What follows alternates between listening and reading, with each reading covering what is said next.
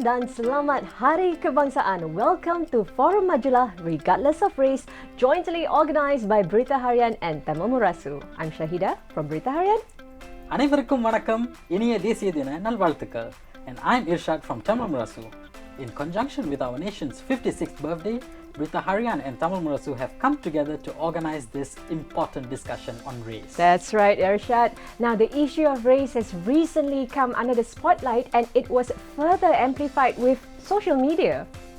So in our Forum Majulah today, we have a group of youth leaders from the three main races at the Berita Harian studio to discuss this issue. That's right, we have Farida Saad, public servant and president of Mendaki Club. Majulah, undergraduate from the Nanyang Technological University and the incoming president of NTU Tamil Literary Society. She is also a volunteer with Sinda Youth Club. And also with us is Cho Wei Hao, investment director at a tech company and grassroots leader. Welcome to our forum, guys.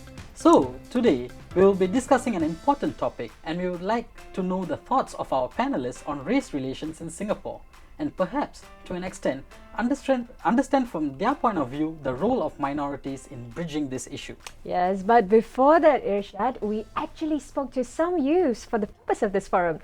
Let's take a listen.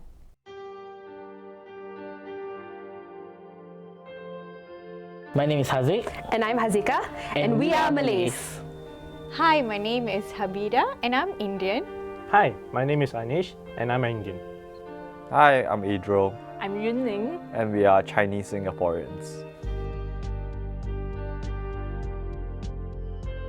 I guess my understanding of racism would be where there are stereotypes and prejudices against the minority groups, and these are embedded not only in our social institutions and social structures but also in an everyday discourse. The more insidious kind and I think the more subtle kind, which perhaps are what minority races feel disturbed by in today's context, would be things like how they are prevented from attending certain institutions, or how they feel certain policies and structures in society disadvantages them, and of course like the everyday microaggressions that they might face because of their race. For me, as long as the word racism is there, casual and non-casual racism is the same thing, right? But it depends on the person receiving it, because the sensitivity level could be of a different spectrum, right? What may affect me may not affect the other person. So, but as a general rule, I think being sensitive and using our sensitivity is very important in how we communicate with others. In terms of casual racism, there might be jokes, harmless jokes. So those are the things where things actually start off from.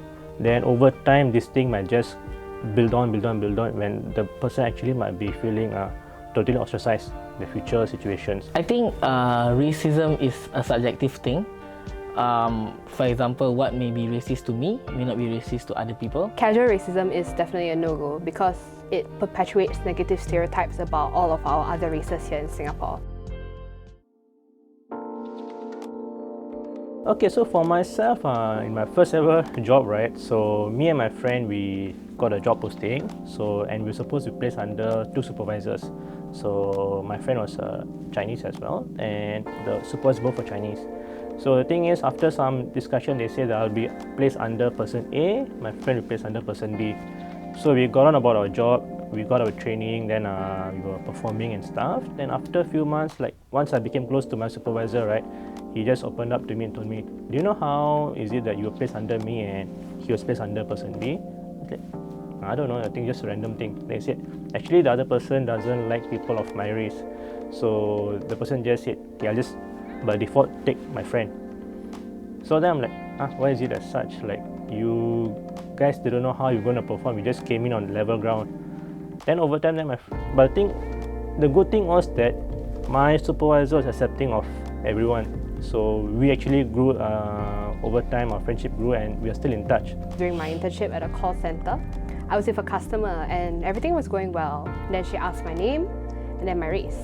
And then she told me, your English is so good for a Malay, dear.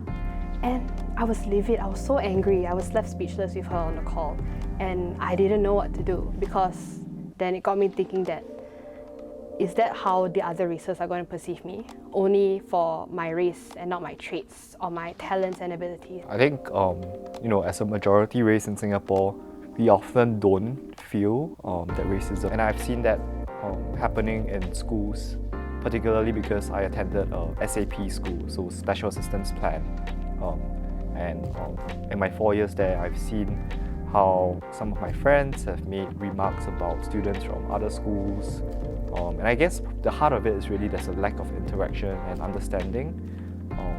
SAP schools, as you know, are exclusively or almost limited to students from Chinese races. All right, that was some very interesting points that was brought up by our youths in that video. I wanted to ask this question to Wei Hao, because in that video, one of the youths, I believe it was Adriel, he mentioned that, I quote, "As a majority race in Singapore, he often doesn't feel the racism, but he sees it happening in schools, particularly in the SAP school where he attended." Do you share the same sentiment as Adriel? Yeah. Well, in my experience with the youth, I would say in general, I do see that there's a greater appreciation of race and racism among the youth. I think specific to what Adriel has raised about SAP schools, I think whilst I understand why SAP schools were created in the past and why it still exists today, perhaps I can share social sort of observation in my interaction with the youth, right? I think what I observe is actually youth from neighborhood schools. Neighborhood schools tend to have a more granular understanding of race and racism and more adept at handling such issues.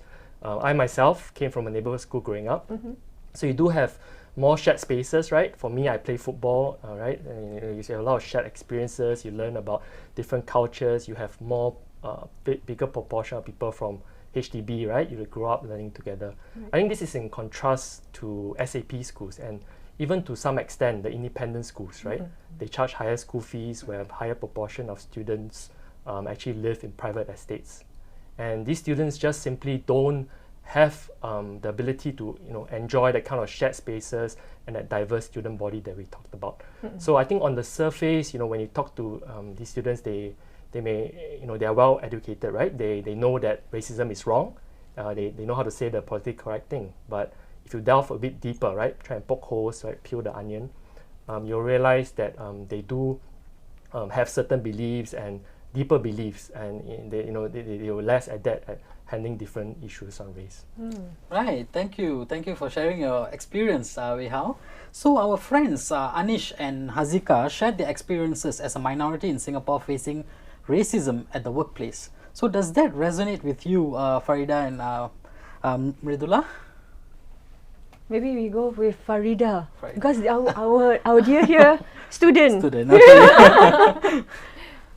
So I'm quite fortunate. I am a public servant, and at least within the government, I've not seen any overt racially discriminatory policies or any, and most definitely such behavior is not tolerated in the workplaces. But having said that, a lot of things happen outside the workplace, and oftentimes it's in other social settings where someone like me would have encountered, either casual racism or certain remarks that I think, for those saying it, they may not have thought that it was a racist comment. It may have just been, they may have said it a matter-of-factly, they may have said it even jokingly, but obviously I think, as someone of which that comment is directed to, I would feel very differently. Well, I want to ask Majulah, your experience. Farida talked about casual racism. Have you ever encountered that? I mean, in your school? I think growing up, we all encounter casual racism, regardless of whether you are a minority or majority. But I think actually the term casual racism in itself is quite oxymoronic. In the sense, racism in itself is discriminatory. So what's so casual about it?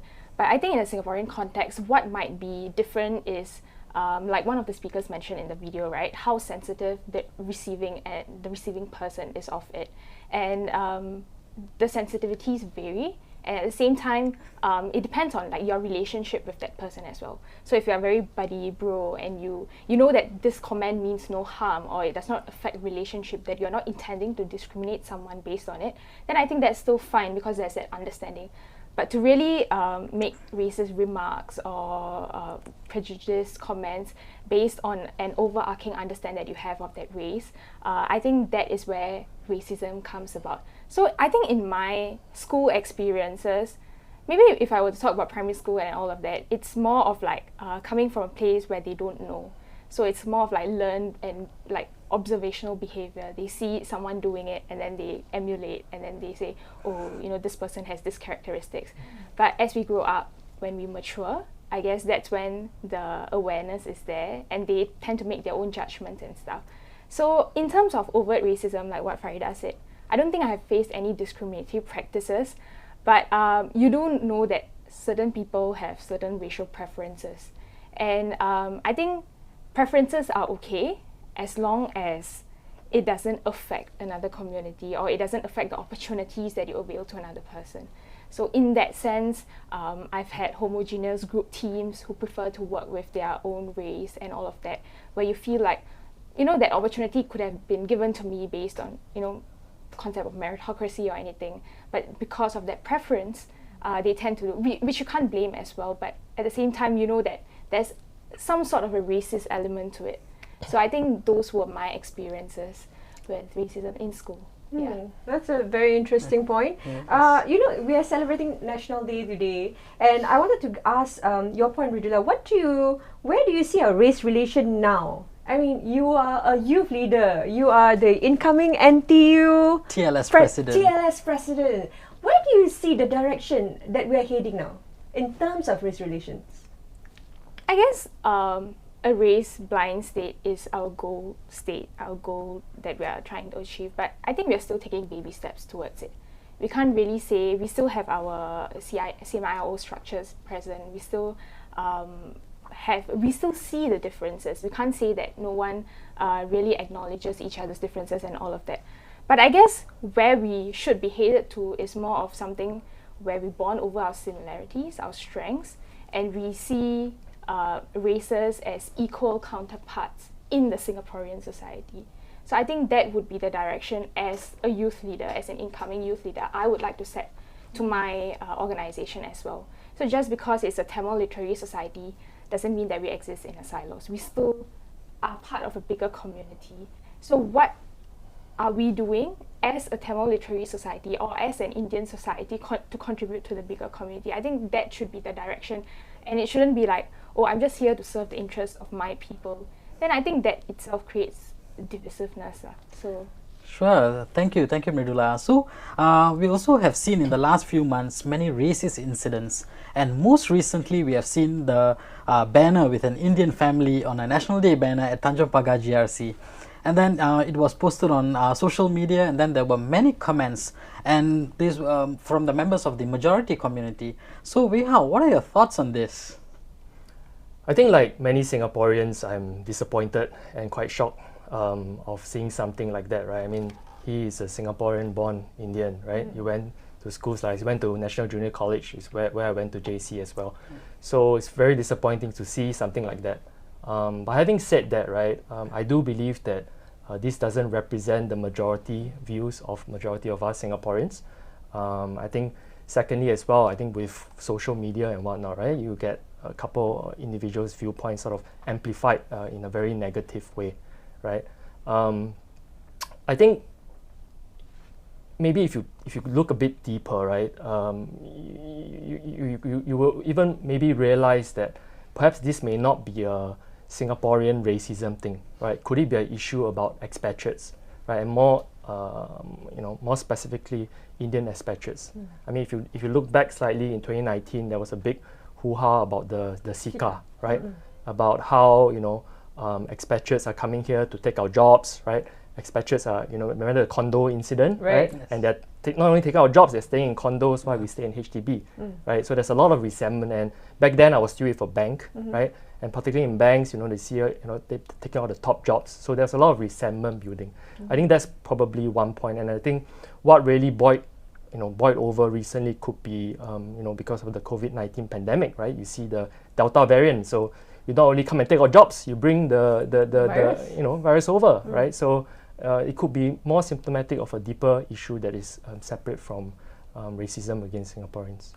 That is also quite a good point, because the pandemic itself has actually exacerbated in some ways the way people think towards other races, and like some like what you say, some misconception, probably wrong judgment towards certain issues. I want to ask Farida, Minister of Home Affairs K. Shanmugam actually recently said that he's not sure if Singapore is moving in the right direction on racial tolerance following some of these racist incidents that has happened recently. Where do you think we are heading in terms of our race relations? And perhaps maybe if you could tie on the fact, like what Majulah said, do you echo her points as a president of Mendaki Club, perhaps to, widen your outreach to other races as well? Yeah, sure. I think firstly, where we are at now and where we are going has to be compared to something, right? What is our benchmark? Is our benchmark 1964 race riots? Is our benchmark what's happening in the US that is supposedly a post-racial society? Or is it some ideal that we're trying to chase? So I think who we are comparing ourselves to is also fairly important. I can see where he's coming from, because the numbers don't lie. I think there was a recent IPS survey that did show a rise, at least the respondents, said that they had experienced more racist comments. They also, had certain views that may have led him to make that remark, right? In terms of, I think, do I share his specific view, whether he's unsure about, whether we're heading in the right direction or otherwise? I'm an optimist, right? And I think I'm hoping that's the youth. That's the youth in me speaking, is that I think as youth we are fairly optimistic that whatever is happening right now, there must be solutions to fix it, right? Be it through our channels, the community routes, or be it through government policies or otherwise. At least for Mendaki Club, and I don't at all claim to to represent the views of my 20,000+ members or my 200+ volunteers. We are even though we're a self-help youth group, we're highly heterogeneous in our views and our inclinations. But I think what is quite clear is that civil society is trying to step up. It's trying to carve out a space where we want to support, the government's intent of fostering the interracial harmony, interreligious harmony. And then I think that we can definitely join hands and play a bigger role in that. Yeah. Sure, thank you. These are good points. And let's watch the video continuation on what are the challenges and concerns of our youths. I think I was struck by how different people have said that it might be hard for the Chinese race to understand the concept of Chinese privilege, because they gave up a lot of things in the founding years that Singapore went through. And I do acknowledge that, and I do not invalidate that there were things that Chinese race has to give up, be it Chinese universities, exclusively Chinese schools. And at the same time, I think we shouldn't discount the fact that over time, a lot of the things that were meant to protect Chinese culture did confer a certain level of privilege to the Chinese race. One example is SAP schools. I don't think the government had the intention to advantage a certain race at the very outset in designing it. SAP schools, for instance, was meant to be a bulwark for communism back in the day, and there was a very real need for SAP schools back in the day. But I think as society has progressed, we have seen how there isn't that real need to really, just keep schools exclusively Chinese. I do think we can make spaces inclusive regardless of race. So for instance, if we think that Chinese culture or understanding the Chinese economy, meaning the rising China, is important, it shouldn't be something that's only available or accessible for people of a Chinese race. I do think friends from Malay, Indian, or even Eurasian backgrounds should have access to this sort of resources and opportunities as well. And we can always, conduct bridging courses in Chinese language if we need to help them understand certain material. Naturally, one race will be the majority. So I do think the majority privilege exists in the sense that they have more opportunities and they need not work as hard as the rest. Things can be easier for them. I think we are very lucky because in our constitution, all races are actually equal, and I think with that aspect in mind, we should do our best to be as racial blind as we can. For me, growing up, I kind of put in a lot of effort. Like if I want to be part of that group, I have to do extra. So where someone else, maybe a Chinese or a Malay fellow friend, has to just do that minimal, I probably have to sound louder, push harder, go further. I think the points made by the youths in the video, right, resonated with many. I think we need to recognize that, I mean, at any country at all, when there is a multi-racial society, not just in Singapore, anywhere in the world, it'll be harder for the minority than the majority. And that's why I think the youth mentioned that majority privilege do exist here. I want to ask Majulah, you know, from your interaction with some of the youths that you work with, how are they like? What was the sense that you're getting from them when they speak about this majority privilege? I think when we talk about majority privilege, what I feel is that in any country or in any ecosystem where there is a majority, and it doesn't just have to be of a particular race, they will intrinsically have some privileges by their sheer number. So I don't think having majority privilege is in itself wrong, but I guess when it oversteps the boundary is when either you don't realize the privilege or you misuse the privilege to further your cause or to the detriment of others. So I guess if I were to talk about the youth in my space and who I've worked with, most of them feel unheard, either for their needs or like what they're trying to say and their practices and all of that. So recently I ran a youth program called Cinder Young Leaders Program, where I had a group of youth who presented on racism.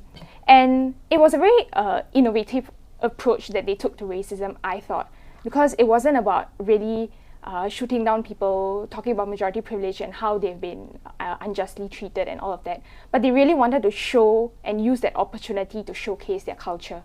And I think that is what the minorities, they are looking for, to have that outlet, to have that acceptance and to have their voices heard with regards to their practices, with regards to their culture, with regards to what they are perceived to be able and not able to do as well. Because I do have to mention that there are some stereotypes that exist where certain groups they believe that certain groups are better at certain subjects or certain skills and all of that, which might not be true, because education is quite a good leveler. So I guess to have that majority privilege, to tackle that majority privilege issue is really to just give more opportunities for minorities to share their culture so that they don't feel that they are unheard. Yeah. Thanks for the suggestions, Majulah. So I'll direct the next question to Farida. As a minority, do you think you have the prejudice against the majority? Okay. I think that firstly, there's always, in any society, there's always going to be this issue around majority privilege and minority complexes. They usually just come, together, right? Do I, as a minority, sometimes, hold any grudges, any resentment, or any biases against the majority? I don't think so, and the reason is also because race is not the primary lens that I go through my life. And what I mean by that is that I acknowledge that majority privilege exists. I acknowledge that there are minority complexes and sensitivities that we have as minorities. But then at the same time, I also acknowledge that I have other privileges. And there are, having an education and the like, being able-bodied. All of us here are actually privileged. We don't think about it often, but we were born this way. We didn't ask for it, we got it. And it's the same with our attitude towards, I think, discussing things like majority privilege. The first step is just to acknowledge, that exists, and then the next question is then, how do you enable safe spaces for minorities to have, that I guess they want to feel that they value add to either society or to the economy or to the workplace, to anywhere else, and not have to feel like they have to assimilate to a certain way, a certain race, in order for them to have that value and to contribute. Thanks. And so Wei Hao, so you maybe you could share whether we are becoming more sensitive as a society and why. Yeah, I think with regards to this question on sensitivity, perhaps I'll take it a little bit of a tangent, right? I think we are seeing more and more, cases on racism and whatnot. It's probably symptomatic of a couple of reasons. I think firstly, as a society, we are becoming more aware of race and racism, right? We are becoming more, having the moral courage to actually speak up, right? Like in the US, the Me Too movement is no longer okay just to stay silent and be complicit, right? Speak up, have moral courage to do more. I think that's one. Secondly, I would say is again social media, right? We get faster access to information, single isolated incidents that have been occurring, frankly for the past 30, 40 years, right? Now is straight in your face immediately within 24 hours or even less, right? Social media, the advent of internet and everything, you have faster and quicker access to information. I think probably the third point I would highlight is probably just the pandemic in the past 1.5 years, right? Everyone is under a lot of stress. This is unprecedented. I think not just racial tensions. You're talking about increasing divorce rates, right, around the world. Right. Personally, for me, I have 2 kids, right? I'm going crazy at my kids all the time. I know, right? Just kidding, of course. So yeah. Don't worry, but I echo your sentiment. Yeah. So I mean, I think it's for all these reasons, right? You are seeing a higher sort of incidence of racial cases or even reporting of incidents. But whether or not it's sensitivity, whether or not it's us going in the wrong direction, I think that's up for debate. True. Well, whether we're becoming sensitive or not, I mean, the reality is there are these incidents that is happening. I just wanted to ask about the workplace. Wei Hao, how long have you been working at your tech company, your corporate experience? I think all in all, bank and tech company, about close to a decade. Wow, that's quite long. I wanted to ask you, like, how is it like the racial discrimination at the workplace? Is there any way that we can, perhaps, how do I put it?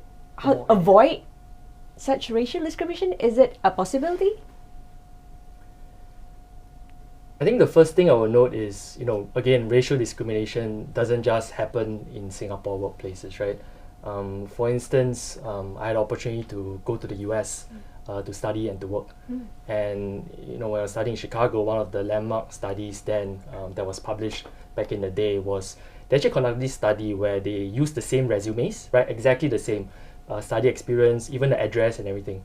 The only thing they changed was the names, which is a very African American sounding name and a very white sounding name. Okay. And surprisingly, the results that came back was the whiter sounding name actually got more than 50% callbacks versus African American sounding name. Yeah. So that was mind-boggling at the time. Of course, if you look at today, things have improved, right? Companies are doing more affirmative action, they're increasing awareness and whatnot.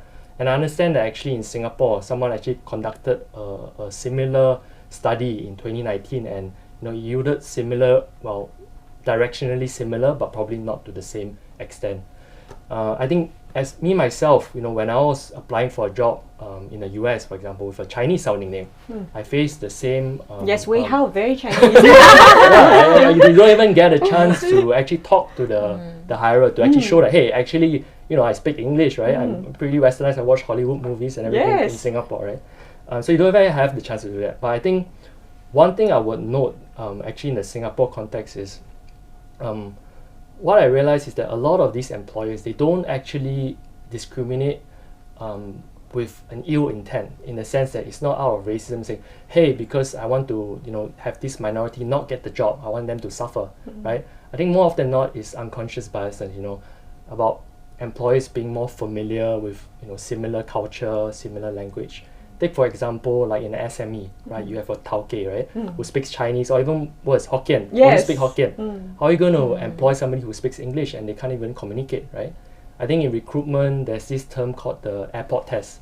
right? Whether you are comfortable with hiring the person and sitting with them at the airport waiting for a flight, how comfortable you are. I think it's basic human instinct and something very challenging to tackle. That's a very interesting point. I wanted to just ask Farida, you're working as a public servant, as you mentioned. How is it the racial discrimination, the racial discrimination at the workplace for you as a minority? Do you feel that sometimes you have to work harder to prove yourself? Your thoughts? I would say that again, I'm quite fortunate and would love to hear contrarian experiences, but the public service is a microcosm of Singapore. It is a policy making body. If we are discriminatory, then something goes off somewhere, and it often reflects in the wider things that we do. So I'm quite fortunate that I've never been put in that position, and I've been in the public service from the very start, right? All coming to almost a decade as well. And most certainly, if I may share, most people don't realize this, is that the public service is trying very hard to be more diversified. Not because we feel, not necessarily because we feel we need to give minorities more chance or otherwise, but actually because we realize that the world that we're governing is so complex that you need as many types of diverse views from all sorts of backgrounds to come in, to become public service officers and to support that type of a mandate, right? And community organizations like Mendaki Club, for example, are supporting them in that regard, which is, how do we find that talent and convince them to come and join the public sector. I think that the discriminatory hiring and maybe outside of public service, maybe in the private sector, again, it could be preferences of the founders, could be preferences of the hiring managers. But increasingly, I'm sensing, especially for multinational corporations here in Singapore, you start hearing, they're no longer called HR teams, they're called diversity and inclusion teams. Oh, wow. Right? What a profound name. Yeah. So, and you find out and you meet them and then you find out, what do you exactly do? And for them, it's precisely because they see that diversity of talent as a resource and a competitive edge for them to get ahead, right? Because they've realized that just having 1,000 Americans, or white people in their organization is not gonna enable them to be the next, big, tech company or otherwise. So I think that face of discriminatory hiring is changing. And if anything now is going straight for let's get all the colors of the rainbow and all sorts of backgrounds, all sorts of gender and otherwise to come in, beyond just even race actually. So do you think that we can ever eradicate discrimination at workplace fully? Because despite all these policies that or guidelines we have, like the TAFEP or the MOM's fair consideration framework, what are your thoughts? So, great question. I think that there's two levels, right? We have to ask ourselves, if you're a corporate or you're the government, do you set policies or do you set institutions that promote diversity and inclusion and prevent and discourage, discrimination? And so that's one level, right? And I think that in those spheres, you can think about maybe better enforcement or other types of different measures. But if you ask, in society, can we truly eradicate, racial biases and discrimination and otherwise? I think it's this idea of a post-racial society is a utopia we need to keep moving towards, but it's always going to be a moving target. We have to ask ourselves as individuals, firstly as a community, what can we tolerate or what do we think we want the best example of a post-racial society to be? And then as individuals, you have to ask yourself, hand to your heart, what do you catch yourself on some of your own racial biases and preferences? Do you want to change or not, right? And only your own self you would know that. I guess at the end of the day, all this is still work in progress. All right, so we have the last portion of the video. Let's take a listen. I think as a minority, we can use our voice. Definitely, because that's the one thing that all of us have in common. We all have a voice, no matter how big or how small. Speak up and tell your stories. Tell your stories and what they stand for, and tell people how you feel. Because if you don't reach out, no one is going to hear us. And if no one's going to hear us, nothing's going to change. So instead of waiting for top-down initiatives, we should engage in organizations such as Roses of Peace, which we represent, and People's Association, for example, onepeople.sg. And I think these organizations do allow you to mix and expose yourself to different cultures and races. As majority Chinese ourselves, I feel that there are three main things that we can do. The first one would be to listen, the second would be to educate ourselves, and the third would be to provide support. Not just being a bystander, actively going out there to seek resources. So now with the internet, social media, there are so many resources. One that comes to mind would be at Minority Voices on Instagram. They post a lot of stories about minority individuals who have experienced some sort of racial discrimination before. Yeah, and it will also be to go and educate your friends. If you see a racist incident happening, you should step up and speak up.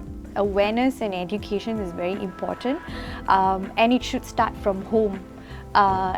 Passing on to our children, and children leading on to our future leaders. Educate ourselves and be more patient, be more tolerant, and if there's something which you think is not right, stand up for the person in need. I think at least for our majority of friends, it would be a good step for them to learn more about the other races, the other cultures.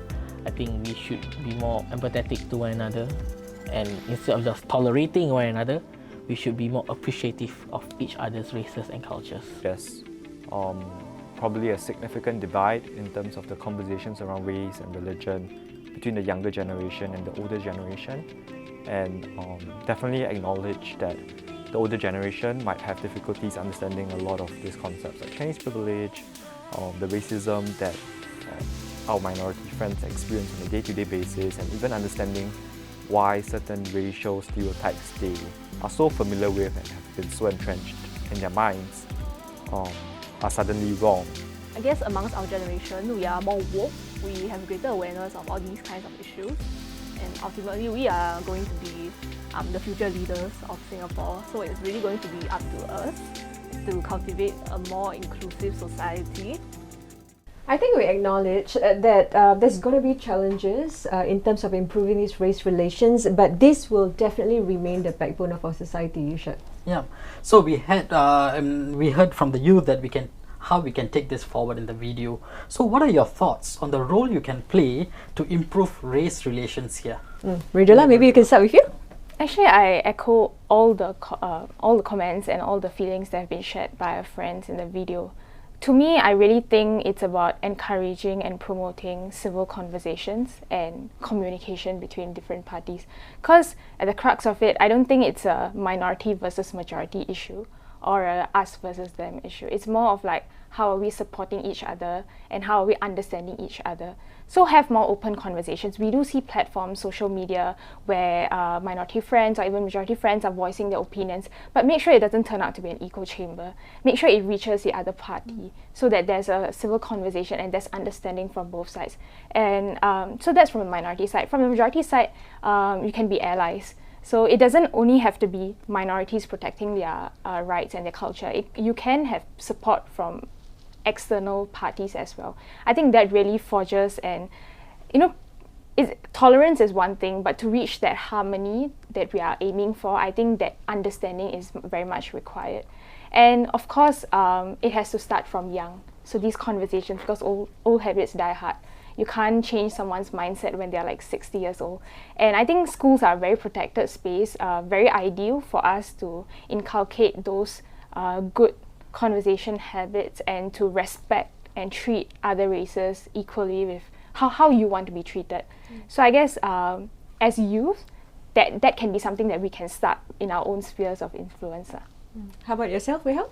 Yeah, I would agree with Majulah. Continue to raise awareness, continue to have the moral courage to speak up, have constructive debate, such as this, a discussion and ongoing discussions in Parliament and whatnot, right?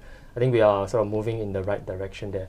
I think if I were to talk about policies, right, maybe one sort of specific area of policy I would talk about is what Majulah highlighted about education, right? Education is a great leveler, right? And it starts from young.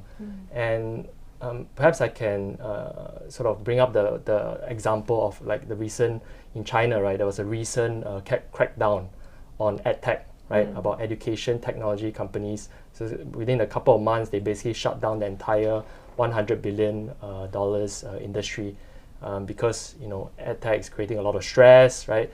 Parents were paying a lot of money to get their children better education, and because of that, they raised various social issues, right, like low birth rate and whatnot.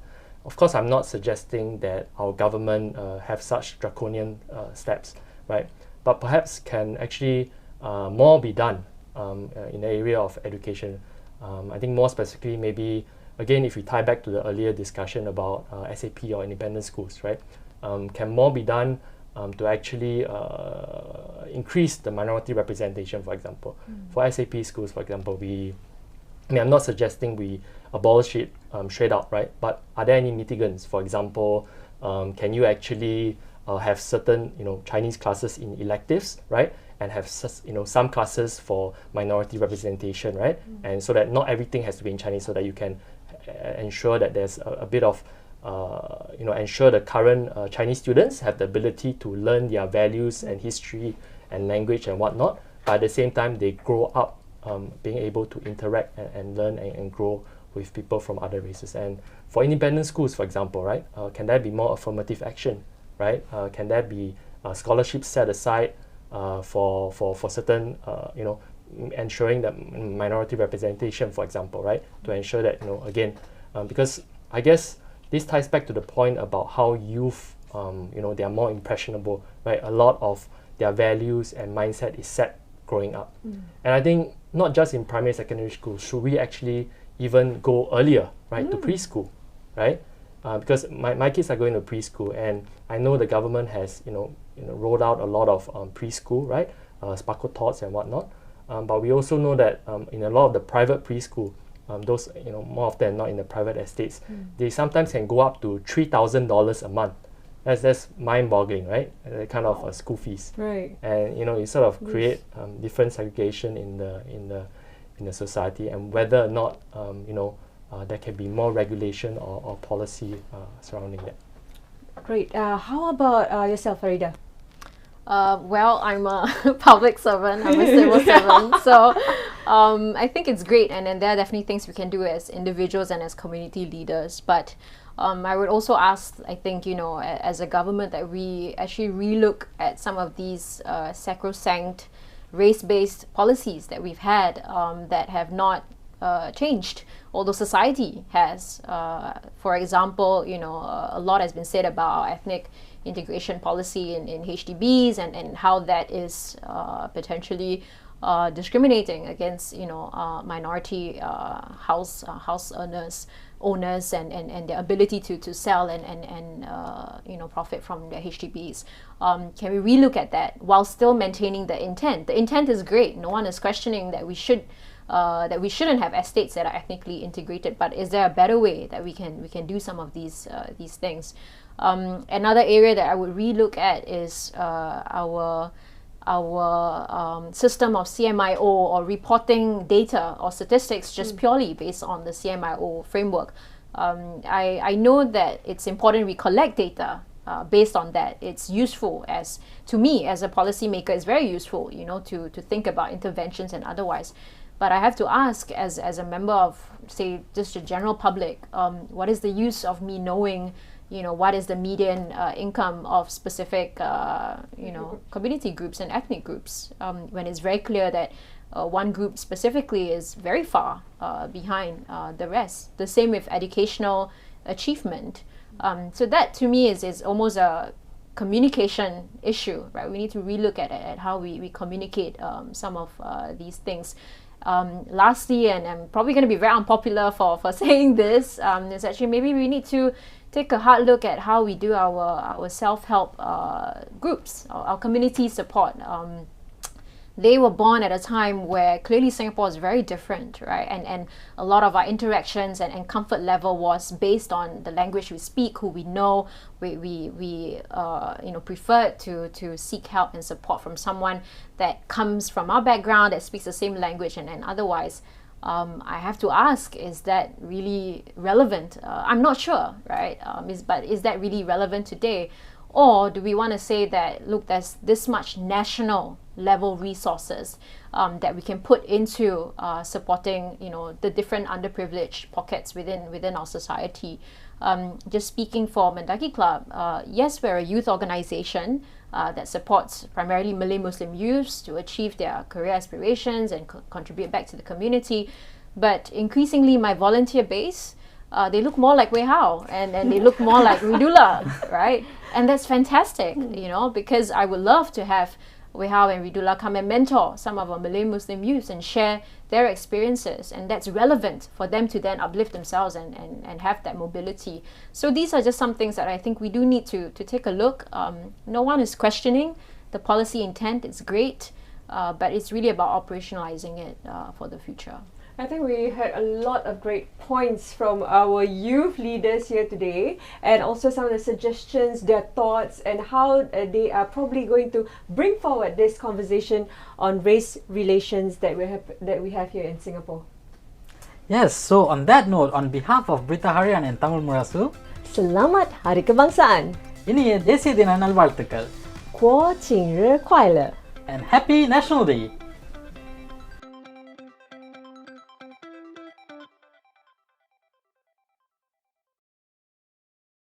Happy birthday, Singapore!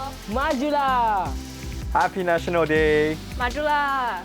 Happy birthday, Singapore! Wish you all a happy National Day.